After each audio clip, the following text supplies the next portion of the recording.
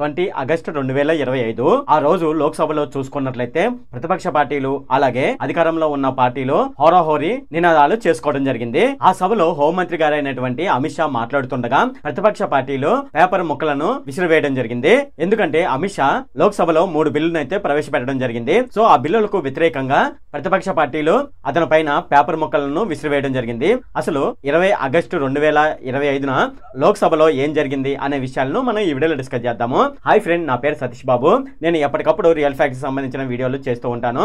అలాగే రీసెంట్ గా జరిగిన ఇష్యూస్ గురించి కూడా నా ఛానల్లోనైతే ఎప్పటికప్పుడు వీడియోనైతే పోస్ట్ చేస్తూ ఉంటాను. ఎవరైతే నా ఛానల్ ని కొత్తగా చూస్తున్నారో వాళ్ళైతే తప్పకుండా సబ్స్క్రైబ్ అయితే చేసుకోండి. ఇప్పుడు మనం వీడియోలోకి అయితే వెళ్ళిపోదాం. కేంద్రంలో హోంశాఖ మంత్రి అయినటువంటి అమిత్ షా లోక్సభలో 3 బిల్లులను అయితే ప్రవేశపెట్టడం జరిగింది. ఆ 3 బిల్లులు ఏంటంటే జమ్మూ కాశ్మీర్ పునర్వ్యవస్థీకరణ బిల్లు, యూనియన్ టెరిటరీ సవరణ బిల్లు, రాజ్యాంగ సవరణ బిల్లు అనే 3 బిల్లులను కేంద్ర సర్కార్ తరపున మన హోంమంత్రి గారైనటువంటి అమిత్ షా లోక్సభలో ప్రవేశపెట్టడం జరిగింది. అలాగే ఇప్పుడు చెప్పుకున్నటువంటి 130వ భారత రాజ్యాంగ సవరణ bill 2025, union territory government amendment bill 2025, Jammu Kashmir reorganisation amendment bill 2025 ఈ 3 బిల్లులను లోక్సభలో ప్రవేశపెట్టిన తర్వాత అమిత్ షా ఏమని చెప్పాడంటే ఈ 3 బిల్లులను పార్లమెంట్ జాయింట్ కమిటీకి పంపిస్తున్నామని అమిత్ షా చెప్పడం జరిగింది. అయితే ఈ 3 బిల్లులకు సంబంధించి ప్రతిపక్ష పార్టీలు పార్లమెంట్ లో పెద్ద ఎత్తున నిరసన జ్వాలలు వ్యక్తం చేయడం జరిగింది. అయితే 131వ భారత రాజ్యాంగ సవరణ బిల్లు 2025 అనేది రాజ్యాంగంతో పాటు సమైక్యవాదానికి వ్యతిరేకమని ప్రతిపక్ష పార్టీలు అయితే చెప్తున్నాయి.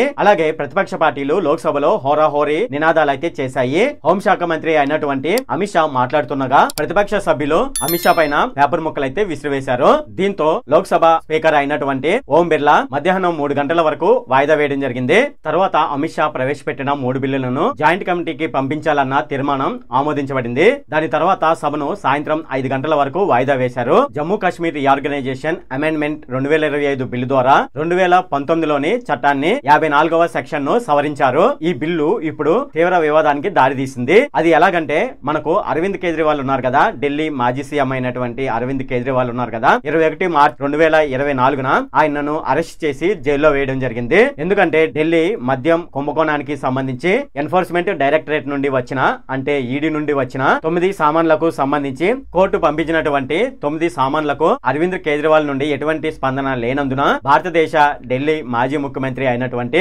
అరవింద్ కేజ్రీవాల్ ను 21 మార్చి 2024న రాత్రి 9 గంటలకు అతనిని అరెస్ట్ చేయడం జరిగింది. భారతదేశ చరిత్రలో అధికారంలో ఉన్నటువంటి అరెస్ట్ చేసినటువంటి సిట్టింగ్ ముఖ్యమంత్రిలో అరవింద్ కేజ్రీవాల్ నిలవడం జరిగింది. ఇక 2019 చట్టంలోని 54వ సవరణ బిల్లు మనం చూసుకున్నట్లయితే ఇది అరవింద్ కేజ్రీవాల్ కు సంబంధించే ఈ బిల్లు పెట్టడం జరిగింది అన్నట్లుగా అనిపిస్తుంది. అయితే ఈ బిల్లులో ఏముందనేది ఇప్పుడు చూద్దాము. ఈ బిల్లు ప్రకారం ఒక మంత్రి తీవ్ర నేరానికి పాల్పడి 30 రోజులు కనుక జైలు నిర్బంధంలో ఉన్నట్లయితే 31వ రోజు ముఖ్యమంత్రి సలహాపై లెఫ్టినెంట్ గవర్నర్ అతనిని పదవి నుంచి తొలగించే అధికారం ఉంటుంది. అది ఈ బిల్లులో పెట్టడం జరిగింది. ఒకవేళ గనక ముఖ్యమంత్రి అరెస్ట్ అయ్యి 30 రోజులు జైలు నిర్బంధంలో ఉన్నట్లయితే 31వ రోజు అతను రాజీనామా చేయాలి. ఒకవేళ అతను రాజీనామా చేయనని మొండికేస్తే ఆటోమేటిక్ గా అతని పదవి 31వ రోజు అయితే తొలగిపోతుంది. అయితే అతను జైలు నుంచి బయటకు వచ్చిన తర్వాత అతను ముఖ్యమంత్రిగా లేదా మంత్రిగా తిరిగి నియమించుకునే అవకాశం అయితే ఉంటుందని ఆ బిల్లులో అమిత్ షా మెన్షన్ చేయడం జరిగింది. అయితే ఈ బిల్లు మనం చూసుకున్నట్లయితే అరవింద్ కేజ్రీవాల్ కు సంబంధించినటువంటి బిల్లేనని మనకు స్పష్టంగా అర్థమవుతుంది.